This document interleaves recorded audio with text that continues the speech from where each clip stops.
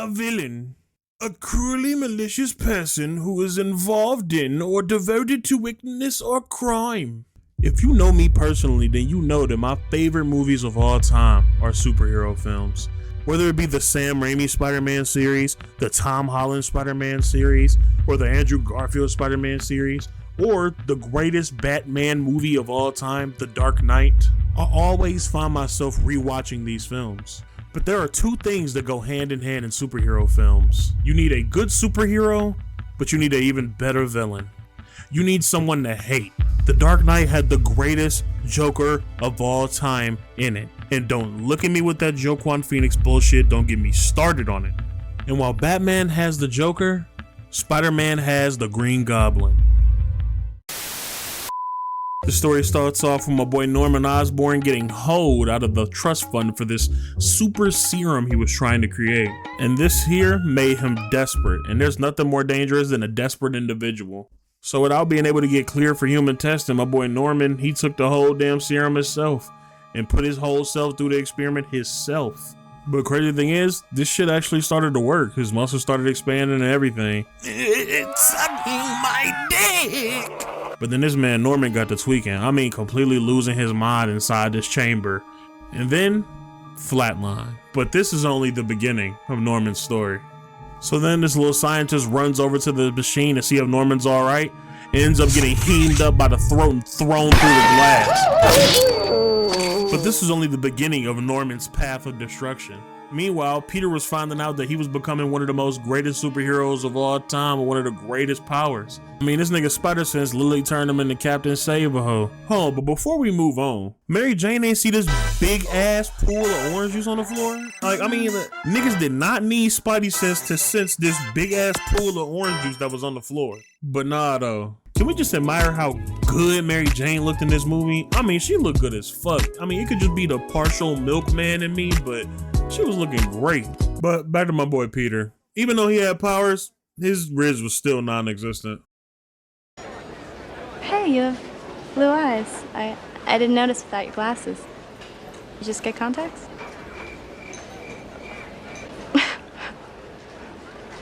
Huh?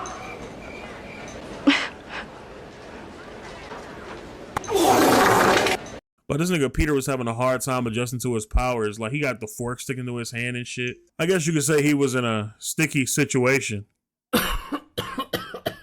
No? Oh, brother, this guy stinks! Hold on. Ladies and gentlemen, I've just found one of the most atrocious things in human history. While editing this video, I caught a freeze frame of Peter's plate. This nigga is eating pineapples and grilled cheese. I mean, this is just devious eats here, folks. And then I ain't even Peter got white milk. 2 of them bitches. Like, white milk? Like, he moved past strawberry, moved past chocolate, and went straight to the white milk and got 2 of them bitches. And then if you look closely, it's an onion ring just chilling on top of the french fries.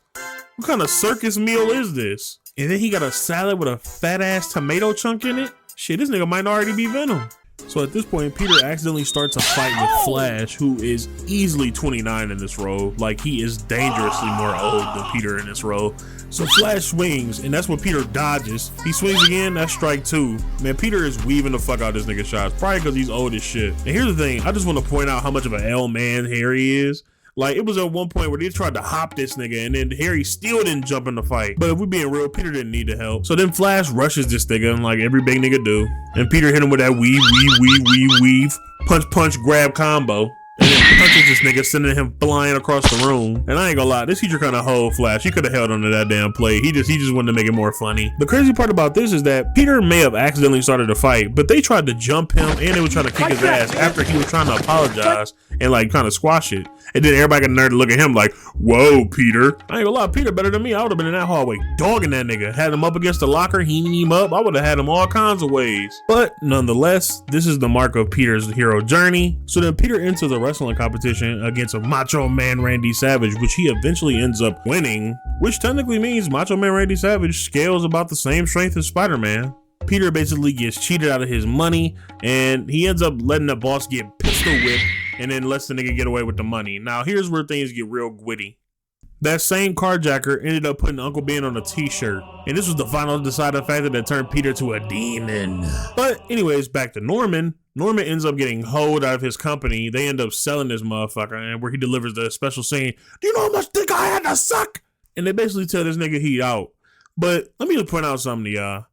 Do y'all see this smirk at the end of the meeting? This right here is the face of a man scorned. I definitely would have had this nigga under 24 hours surveillance after a little smirk after you just told him he lost his billion-dollar company. So then we fast forward to the festival, man. Got Mary Jane over here looking like fine china. Just want to point out how much of a L man's Harry is being again. Like, this nigga is sitting up here. He brought Mary Jane as a date, even after Peter told him that he was fucking with her. Even though he getting curved, he's still trying. Like, that shit crazy to me, dude. So at this festival, Norman was supposed to be attending, but Norman didn't show up. The Green Goblin did.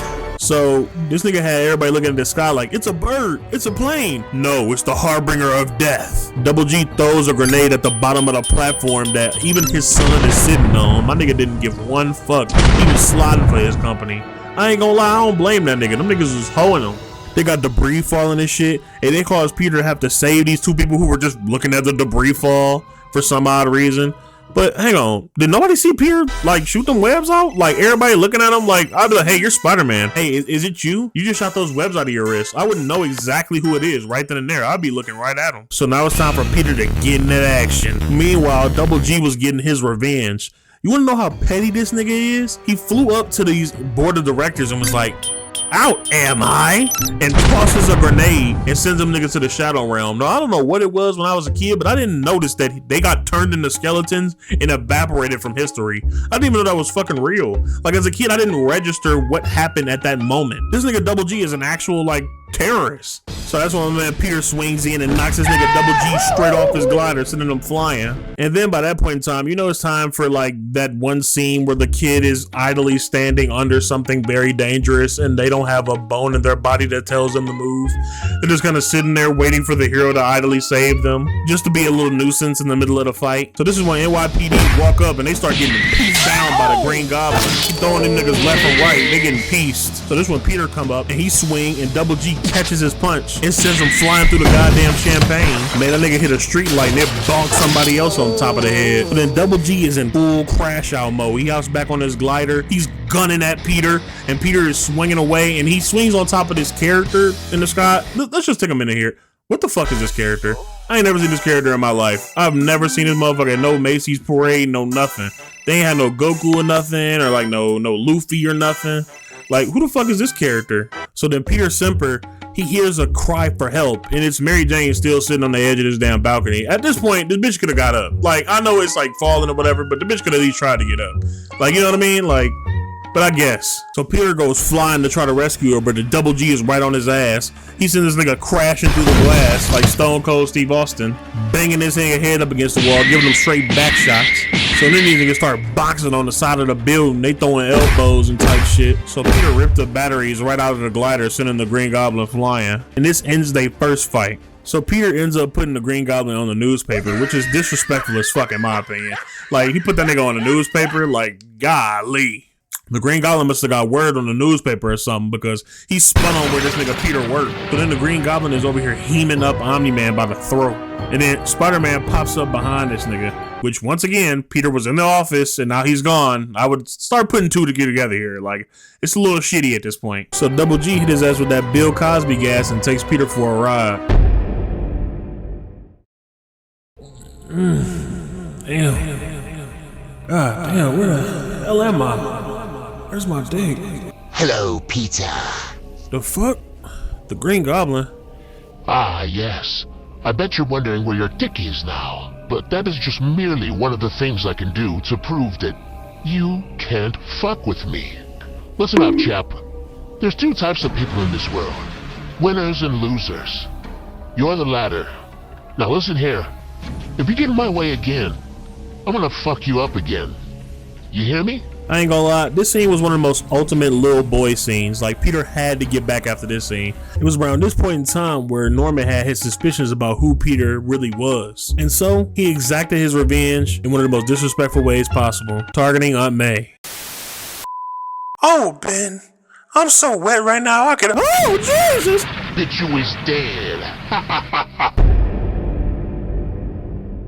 So after the sliding up Aunt May, Peter was on a mission, man. Shit, even Aunt May was like, Peter, baby, you have to get back. So Peter gets a call, and it's none other than the Green Menace back at it again. So Peter pulls up after the Green Goblin drops the Addy.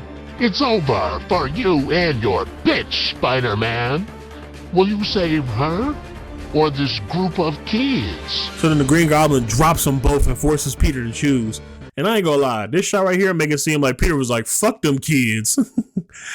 But Peter grabs Mary Jane and swings around and saves the kid also. But Norman was still on this nigga ass. He punches this nigga dead in the jaw. But there was one thing the Green Goblin couldn't count on: the power of New York. All the New Yorkers started talking shit and throwing trash from the Brooklyn Bridge, and it was real easy because for some reason there's like a lot of trash and rats around New York.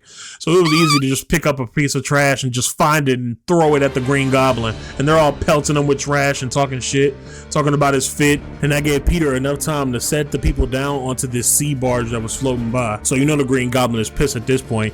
He wraps Peter up and yeets his ass through a building. Peter tries to catch himself and goes crashing through the glass like Steve. Then Double G follows up with a grenade that sends Peter flying through the damn brick wall and into the beam, leaving him face down, ass up on the ground. And this is where the beating gets a little uncomfortable. Green Goblin walks down on Peter, hits him right in his damn chest, then hits him with a fucking knee, then hit him with another left. Got Peter looking silly. Then he hits his ass with a Y-I-Yada uppercut. So then Double G is feeling himself at this point. This nigga hits a front flip into a left hand on this nigga Peter. I mean, just straight styling on this nigga. Then he hits Peter with another left, and then damn, I can't even tell y'all with the frame by frame of me looking at this what the hell that was. It could have been a knee, it could have been a punch. He whooping this nigga ass. Then Peter tries to web up, and then he hits this nigga with a flying clothesline, knocking him back down to the ground. Then he runs up on this nigga Peter and hits him again with that left, boy.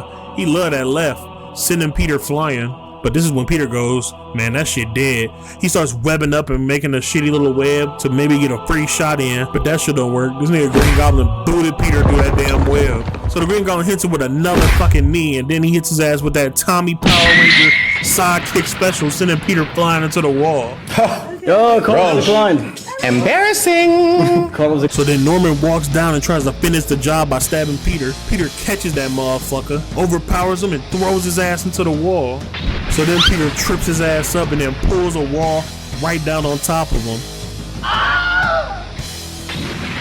And now it's get back time.